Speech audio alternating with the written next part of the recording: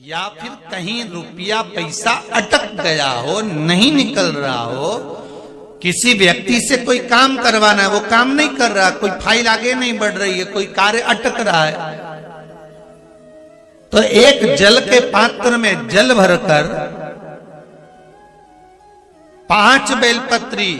शिव जी को समर्पित कर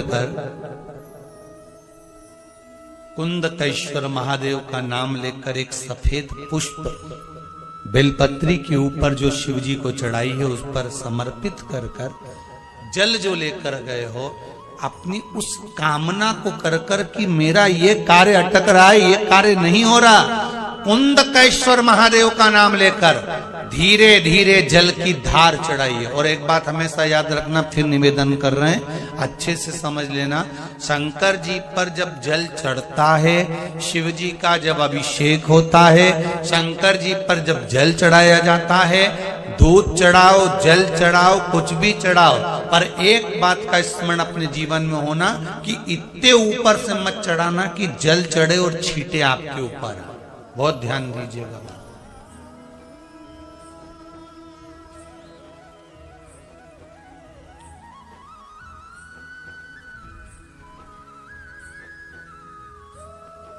यहां तक वर्णन करा गया है कि शंकर जी का जल चढ़ा हुआ जहां से बहकर जाता है ना, उसको लांगा तक नहीं जाता। यहाँ लांगते हैं क्या? नहीं ना, परिक्रमा भी करेंगे तो वहीं से लौट कर वापस इधर जाएंगे। शिव जी का जहां से जल बहकर जा रहा हो, चढ़ा हुआ जल जहां से बहकर जा रहा हो, उसको लांगा तक नहीं जाता। और कई लोग बड़े बड़े आनंद में शंकर जी पे इतनी ऊपर से जल चढ़ाएंगे तो वो छींटे पूरे अपने ऊपर आना चाहिए, शरीर पर आना चाहिए। नहीं नहीं, उसका दोष है, मारो, उसका दोष है।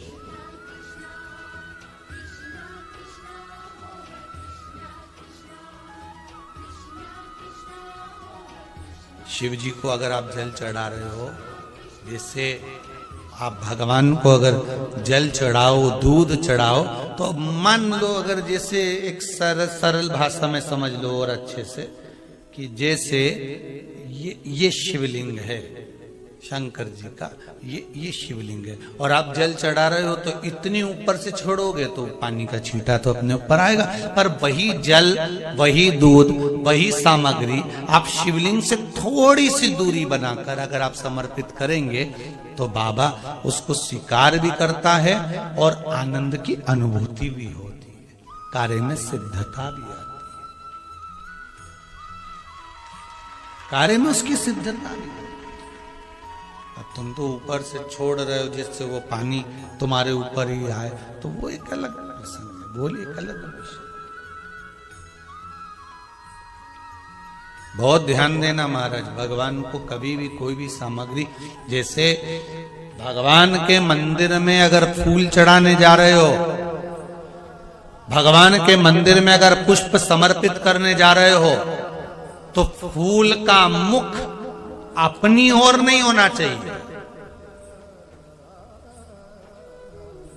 फूल का मुख कहां पर होना चाहिए?